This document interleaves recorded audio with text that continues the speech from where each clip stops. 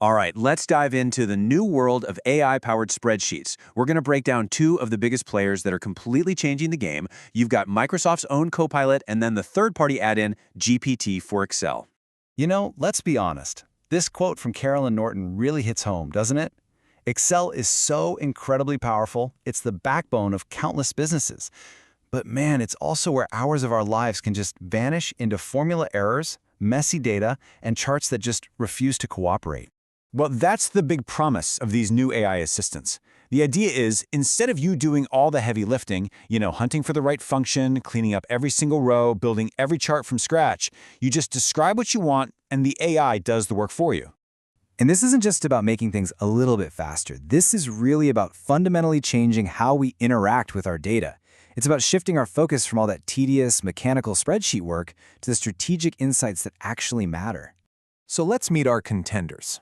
On one side, you have Microsoft Copilot, the AI assistant that's built right into Excel. And on the other, there's GPT for Excel, which is a super powerful add-in designed for high-volume automation. Now, they might seem similar on the surface, but they're built on two very, very different philosophies. This analogy really gets right to the heart of it. Copilot is there to guide you, to help you with the task you're working on right now, maybe suggesting a formula or creating a chart. GPT for Excel, on the other hand, is designed for you to just hand off a massive, repetitive task, like, say, translating 1,000 rows of text or researching 500 different companies, and just have it come back completely finished. And you can see how different their approaches are when we look at the details. Copilot is really designed for that guided, interactive assistance. It's perfect for users who might be less familiar with all of Excel's deep features. GPT for Excel, though, is built for bulk operations, and it's priced that way too, charging you only for what you actually use, which makes it ideal for these massive, scalable tasks. Okay, so theory is great, but how do these tools actually perform in the real world? Let's take a look at a few common Excel tasks and see where each one really shines. Copilot's true strength is in making all of Excel's powerful features way more accessible. So if you know you need a pivot table, but you just can't remember the steps, or you want to visualize some data without navigating a dozen menus, Copilot is your guide. It's a fantastic time saver for that everyday analysis and reporting. So instead of selecting your data, going to the Insert tab, picking a chart type, and then formatting all the axes, you just ask. It's this natural language approach that is Copilot's biggest strength for the average user. And boom, the end result is a clean, useful chart, all generated from a simple sentence.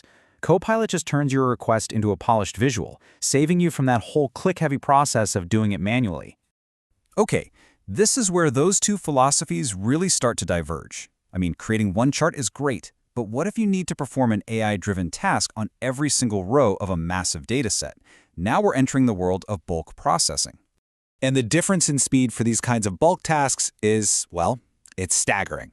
According to tests, GPT for Excel can be over 100 times faster for this kind of work. It can process up to 900 rows a minute, while Copilot's functions are often limited to around 9 per minute because of some pretty strict usage caps.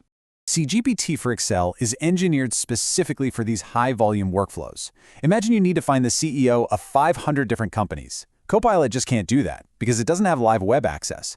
But GPT for Excel can, and it can do it for all 500 at once. It also lets you choose the best AI model for the job, which gives you a lot more control over performance and cost. The size of your data is another really critical factor here. A tool that works beautifully on a few hundred rows might start to really struggle when you get into the tens or hundreds of thousands. Yeah, research shows that while Excel itself can handle millions of rows, Copilot's interactive analysis has a practical ceiling.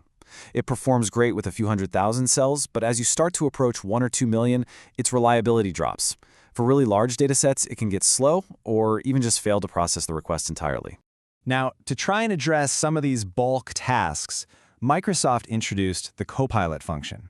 And it's a fascinating idea. It's AI built right into a formula, just like sum or VLOOKUP. You can write a prompt in one cell, drag it down a column, and have it classify feedback or generate text for every single row. But this is where we hit a wall for any large-scale work. The function is heavily rate-limited. You can only make about 100 calls every 10 minutes. So if you have a spreadsheet with, say, 5,000 rows you need to process, this creates a major bottleneck. It makes tools that were designed for bulk operations, like GPT for Excel, a much more suitable choice. So it's really not about which tool is better. It's about which tool is right for your work. Let's break this decision down into a really simple framework. Here's the bottom line. If your main challenges are creating visualizations, getting help with formulas, and analyzing moderately sized datasets, then Copilot is an excellent, tightly integrated solution. But if your job involves massive, repetitive tasks, like enriching data from the web, translating thousands of reviews, or analyzing huge files, then a specialized bulk automation tool like GPT for Excel is almost certainly the better fit.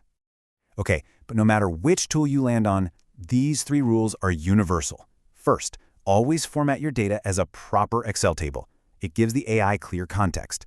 Second, be specific with your prompts. Analyze sales is weak. Show me Q4 sales by region, sorted by highest revenue, is strong. And finally, always verify the output. These are powerful assistants, not infallible oracles. Ultimately, what these tools are really designed to do is buy back your time that was previously just lost to the repetitive, mechanical parts of working in a spreadsheet. So the real question isn't just about which tool to use, it's about what you'll do with all those hours you get back. What bigger problems are you going to solve? What new insights will you discover?